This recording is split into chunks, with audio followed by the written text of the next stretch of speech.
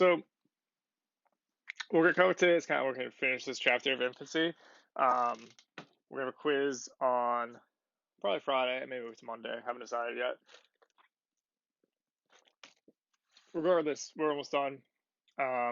You guys have the grade from that project or this quiz. You have the chapter reviews, so it'll be good. And then move on to the War of 1812. Okay, which is kind of like the end of American infancy in a way. Okay, so election of 1800. You're going to have John Adams, Thomas Jefferson, Aaron Burr all running against each other. Okay? At this point, Adams is not going to win. But Thomas Jefferson and Aaron Burr are from the same party. So it kind of gives them like almost a fighting chance because what happens is Jefferson and Burr split the vote, so they have 73 electoral votes each. Adams is out of it, he has 65. But there's a good chance that with two people of the same party running, that Adams could have somehow snuck his way into his second term. But he was pretty unpopular by the end of his first term with the Alien Sedition Acts and what was going on in France, XYZ affair, and all of that. Okay? Also, these guys hated him. Boom, boom, and boom. So, the Constitution says when there's a tie in the electoral vote, the House of Representatives chooses the president. So then the House of Representatives would vote on who would become president. Okay? And what Alexander Hamilton does is Hamilton actually urges the representatives to vote for Jefferson, even though Hamilton and Jefferson hated each other. Hamilton didn't trust Byrd because Burr switched parties a couple of times. There's a good book on Burr. It's called The Heartbreak of Aaron Burr. You can read it. It kind of like makes him like a sympathetic figure. In a way, the Hamilton play also makes him a sympathetic figure, but again, the Hamilton play, even though it's really good, and it does have historical accuracies, it does have inaccuracies as well. But the Election of 1800 song, which if there's no bad words, I may link into the assignment. The song is just essentially them trying to get Hamilton to side with them, and Hamilton doesn't trust. Hamilton feels that Jefferson at least kind of like stays straight with what he wants to do, rather than Burr, who's wishy-washy depending on what is popular at the time. Okay, so because of that, Jefferson ends up being elected. He becomes president and is going to be president for the next 8 years. Okay, what this leads to is the Hamilton-Byrd deal, which you read about in a worksheet, and also we'll just talk about here. So Hamilton thought Burr was dangerous for the United States. Burr could not stand Hamilton. Okay, after Hamilton helped Jefferson win the presidency, he stops Burr from becoming governor of New York as well. I think there may have been because Burr was already senator, but Burr wanted to be governor of New York, and Hamilton also had a role in stopping that. Okay, so Burr eventually challenges Hamilton to a deal. Hamilton says okay. They go across the Weehawken in New Jersey, where it was legal to duel. Hamilton gets shot and dies the next day. There's a big debate on did Hamilton raise his gun into the air. Again, if you listen to the play, you would think, oh, he did, because in the play, he tells his son to do the same thing, and his son does it, and the son gets shot. Okay? And then with this duel, they also say that Hamilton shot into the air, and then Burr shot him, and then Burr was upset because he didn't want to shoot a guy who was surrendering. But it's up for debate. But regardless, Hamilton goes back to New York City. He dies the next day. Okay, Burr's vice president. You have to remember that. So at this point, Burr is still vice president because whoever placed second was the vice president. So here you have the vice president of the United States shooting one of the most popular Americans at the time. Okay, so it was really big news. And what's gonna happen with Burr is he's able to avoid like being put on trial, but he eventually has to like run away. So he kind of runs into the Midwest. And he kind of like starts this like almost like mini revolution to like make the western part of the United States like its own nation. That gets shot down. He eventually like escapes to France for a while. He lives in Paris, and he comes back to the United States. when he's older and people don't really even recognize him. It's a really interesting story. If you want, H.W. Brands wrote The Heartbreak of Aaron Burr. I know one of you guys is reading Hamilton by Ron Chernow. It's a really big book. They talk a lot about Burr in that, obviously, but being that's a Hamilton biography, you get a different perspective of Burr. Whereas if you read a Burr biography, it's more paints him a different picture. Okay, because he's kind of viewed as like a bad guy, and I guess he is, but it's an interesting story. All right, so check that out. Okay, so election of 1800. Okay, 12th Amendment is put in place by Thomas Jefferson, which is the vice president is no longer the runner-up in the Electoral College. Okay, so it was 1804 that was put in place, and the vice president is elected on the same ballot as the president. Okay, so this is the election of 2012. You had Mitt Romney, Paul Ryan, Barack Obama, and Joe Biden. Now you have Trump and Pence. Okay, we'll be going up against Biden and whoever Biden picks as vice president in the fall. All right. Okay, so we'll talk about Jefferson a little more. Jefferson's philosophy, and then we'll talk about the Louisiana Purchase. Again, if you remember, Democratic Republican, he was against a strong federal government. He wanted primarily states' rights. So what he wants is a country of small, independent farmers. Okay, again, he's a Democratic Republican. Now I'm just repeating what I just said. Federal government should have less power. Okay, so again, two main points: one, a country of small, independent farmers, and federal government should have less power. Okay, Congress appeals Alien Sedition Acts, which is put in place by Adams. He ends the whiskey tax, which is put in place by Washington, and more particularly Hamilton. Hamilton was the one who did it. And he's going to reduce the size of the military, which is something that Washington and Hamilton felt was important because if you remember, you had the Whiskey Rebellion, where they then took all the federal troops and brought them out to Western Pennsylvania to be like, hey, you can't rebel. Jefferson doesn't want that. Okay, he doesn't feel a need for a large army. Okay.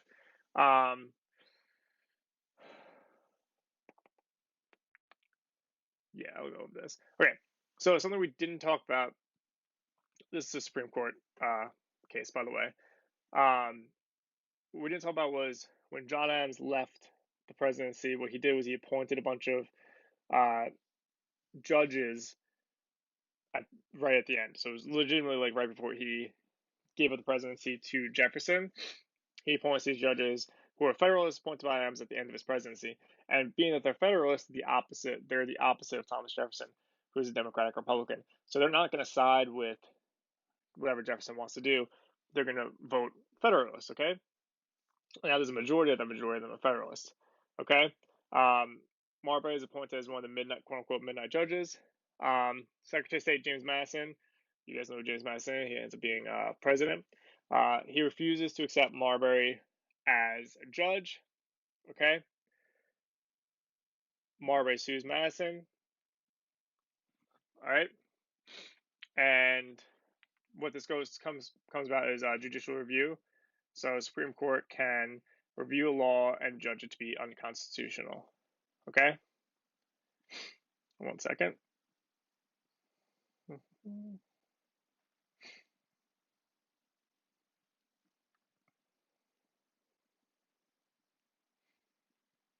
I'm just responding to someone on Google Classroom.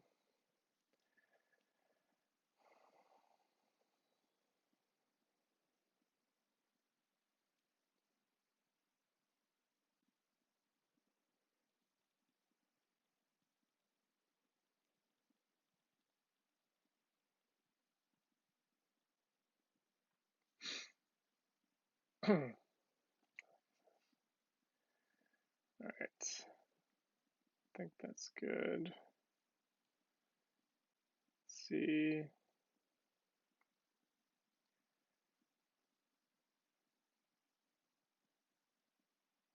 Okay. All right. So again, the reason this is important, the reason this is starred, is because it leads to judicial review, which is Supreme Court can review a law and judge it to be unconstitutional. Okay, so that's really what the importance of it is. So when you're looking at this, if you're kind of reviewing it, just make sure to highlight this or write this down in your summary of the notes. Okay? All right. So Louisiana Territory. which way? Okay.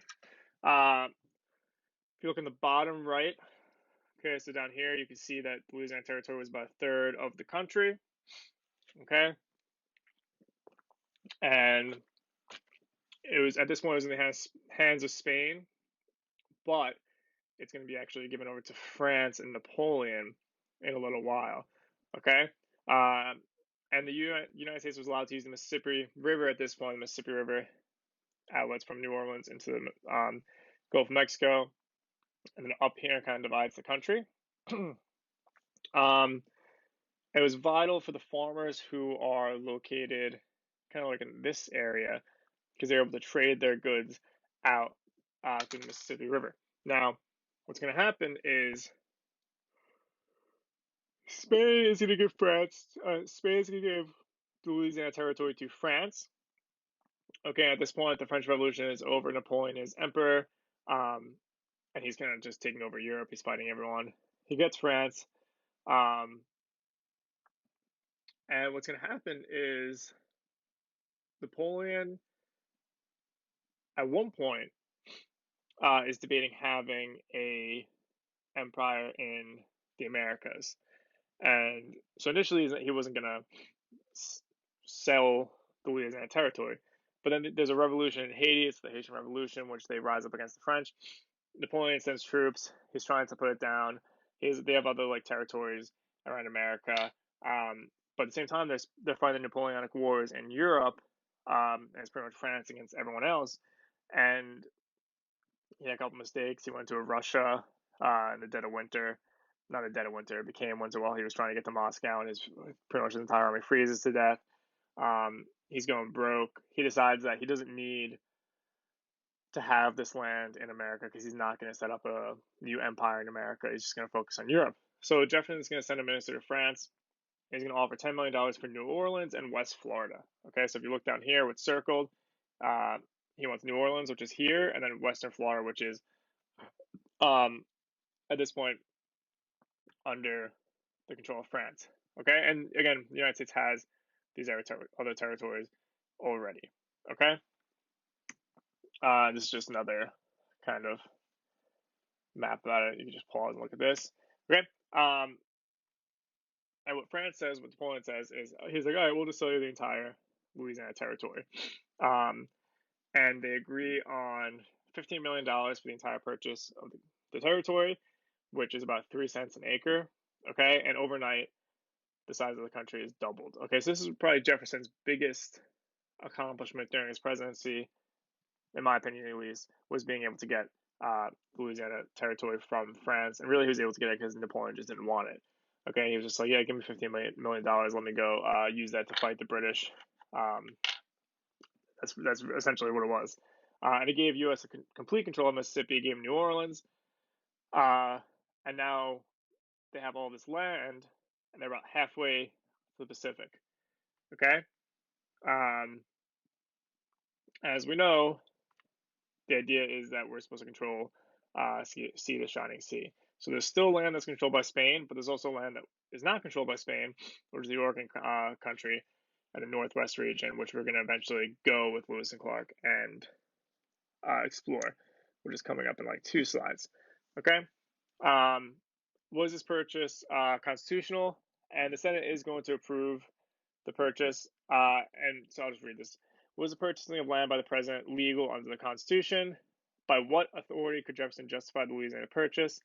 And again, the federal government has treaty-making powers, but spending the United States money to buy land, it wasn't necessarily, it was kind of like a gray area on what if that's like expanding the presidential powers too much.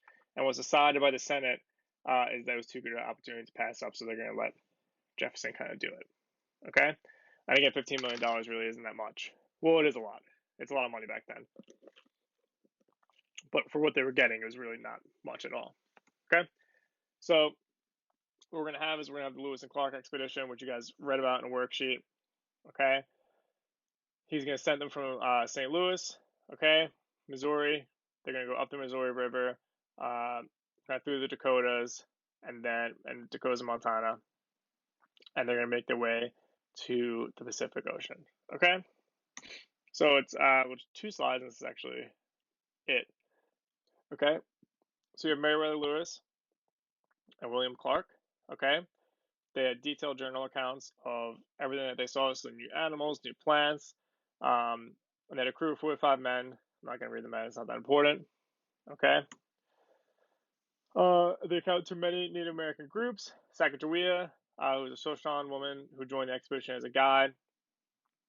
You guys probably have all heard of Sacagawea, I would assume.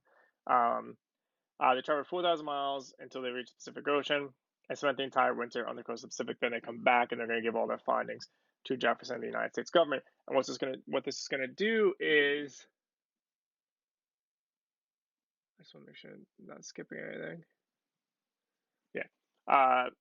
What they're going to do is this is going to inspire people to start to move west. So you're going to have this expansion westward after Lewis and Clark come back and they say it's possible to live out there and that the ocean is there. Because again, Americans really haven't been out there at that point. We're going to get into the westward expansion and the positives and negatives of it in the next chapter. So I'll wait till then. And also, this video is getting a little long, and someone complained the other day about it being long. Okay.